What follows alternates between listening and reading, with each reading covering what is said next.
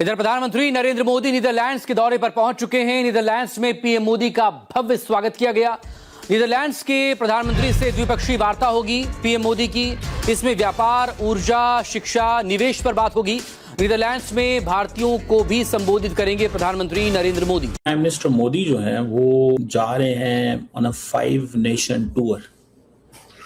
अच्छा, इसको भी बहुत ज्यादा मल्टीपल एंगल से देखा जा रहा है that why Modi is going on a tour. Netherlands के विदेश मंत्री भी पीएम के स्वागत के लिए एयरपोर्ट पहुंचे। तो प्रधानमंत्री नरेंद्र मोदी अपनी नीदरलैंड्स की यात्रा के लिए पहुंच चुके हैं नीदरलैंड एम्स्टर्डम पे।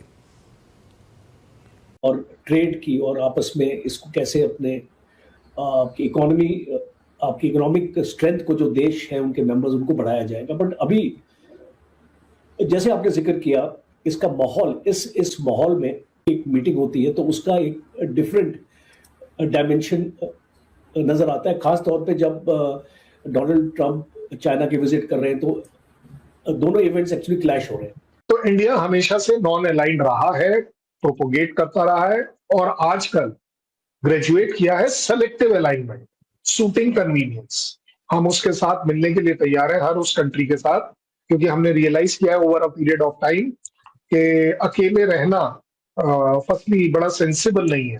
We must realize is that the government or the leadership in India, then they should approach all European countries. Free trade agreement तो वो किया हुआ, लेकिन वो समझते हैं इन मुल्कों के साथ भी ताल्लुकात को वो करने की जरूरत है। जय हिंद दोस्तों, नरेंद्र मोदी का यूएई से प्रस्थान होकर नीदरलैंड में लैंड होना पाकिस्तान के सीने में बड़ी आग लगा रहा है। दरअसल नरेंद्र मोदी नीदरलैंड लैंड करते हैं एम्स्टर्डम में और उसके बाद वहां पर मौजूद सारे लोगों से बड़े उत्साहित तरीके से मिलते हैं। साथ ही साथ नीदरलैंड के साथ भारत का ट्रेड, इन्वेस्टमेंट और एजुकेशन के ऊपर बड़ी डिस्कशन होने जा रही है और भारत नीदरलैंड के साथ चिप मार्केट के लिए भी काफी बड़े डील साइन कर सकता है। हालांकि भारत ने अपने यहाँ पर सेमीकंडक्टर्स की फैक्ट्रीज लगा दी हैं, लेकिन इसको एक बड़े स्केल में ले जाने में समय लगेगा।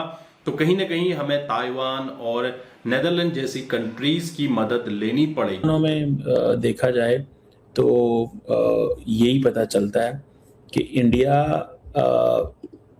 यूरोप के मजीद करीब होना चाहता है। ये बड़ी इकोनॉमीज, छोटे मुल्क हैं, स्टेबल मुल्क हैं।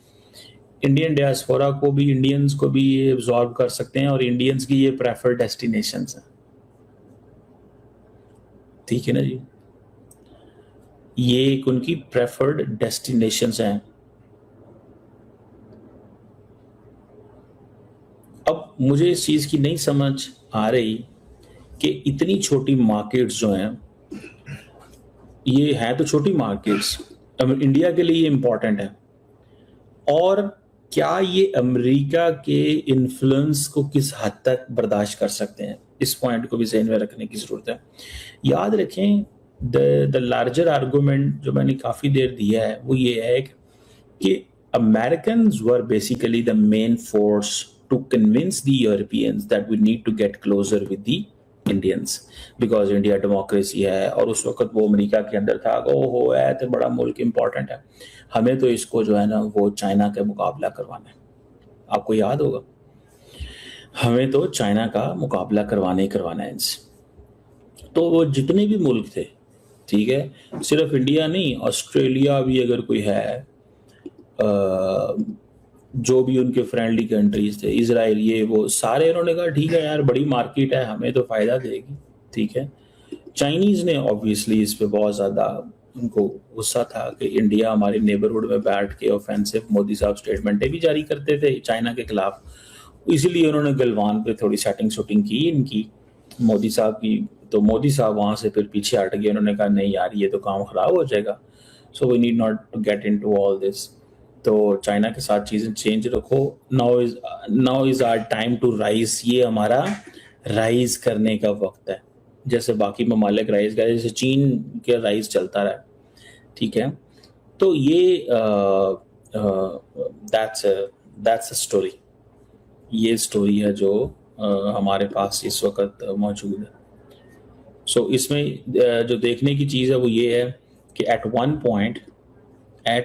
वन पॉइंट जो लीडरशिप है इंडिया के अंदर, उसने वो तमाम एज ले लिया हुआ है जो अमेरिकन चाहते थे कि इनको ये एज मिले, ठीक है। लेकिन अब वो ये भी समझते हैं कि अब हमें अमेरिका की ज़रूरत नहीं है, क्योंकि जो जॉब अमेरिका ने हमारे लिए करनी थी वो कर ली हुई है।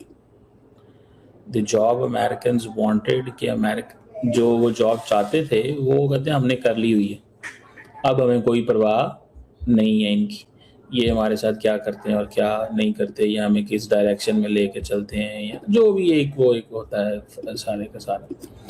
तो so it's a very serious thing. Let's see कि वो फर्दर ये किस तरह करेंगे। और लेकिन जा ये वो जैसे कहते हैं ना लंबे अरसे के लिए रहे हैं, ठीक है। इनको पता है इस चीज़ का कि हमारा जो फ्यूचर है वो अमेरिका के अलावा इन तमाम जो ममालिक हैं वहाँ पे है। अगर इंडिया की पिछले 40-50 साल से पॉलिसी देखी जाए तो इंडिया हमेशा से नॉन अलाइंड रहा है, प्रोपोगेट करता रहा है, और आजकल ग्रेजुएट किया है सेलेक्टिव अलाइनमेंट, सूटिंग कन्वीनियंस। हम उसके साथ मिलने के लिए तैयार हैं, हर उस कंट्री के साथ, क्योंकि हमने रियलाइज किया है over a period of time कि अकेले रहना फर्स्टली बड़ा सेंसिबल नहीं है, क्योंकि वर्ल्ड इकोनॉमी अपने आप में बहुत बड़ी है, और इस इकोनॉमी में अगर आप नहीं हुए तो शायद आप पीछे रह जाएंगे। आई थिंक पाकिस्तान से ज्यादा इसको कौन रियलाइज करता है कि इकोनॉमिक डेवलपमेंट में आप क्यों पीछे रह गए। स्ट्रेट अवे आ जाएंगे comparison, China US visit versus BRIC. There can not be a comparison, you know why? Because China US visit is a bilateral visit, it's very simple. BRIC is a regional oblique a group visit. So मुझे लगता है China और US जब मिलते हैं तो वो सबसे पहले टॉप प्रायोरिटी पर अपने दोनों के खुद के इंटरेस्ट की वजह से मिल रहे हैं। उनके पास ट्रेड का प्रॉब्लम है, टैरिफ का प्रॉब्लम है, ईरान को वेपन देने का प्रॉब्लम है, उनके पास एक दूसरे के खिलाफ इकोनॉमी का प्रॉब्लम है, उनका एक दूसरे के खिलाफ ताइवान का प्रॉब्लम है, 50 प्रॉब्लम है। एक्चुअली अगर उसको देखा जाए मोटे तौर पर, उससे दुनिया या इंडिया का कोई लेना देना नहीं। तो एक छोटा एग्जांपल लूं, अगर बाई चांस कल चाइना ताइवान पे अटैक कर देता है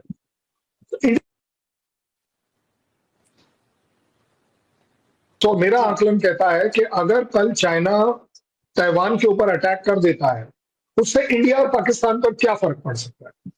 मैं इंडिया ले लेता हूं, पाकिस्तान आप ले लीजिएगा। अगर ताइवान दुनिया के लिए और इंडिया के लिए इंपॉर्टेंट है, that is for the chips, that's it. Chips हमने अपना बनाना शुरू कर दिया। मे बी हम उस लेवल पर नहीं बना पा रहे हैं, उस क्वांटिटी में नहीं बना पा रहे हैं कि हम दुनिया में एक्सपोर्ट भी कर पाए, बट अपने आप में we are quite self sufficient.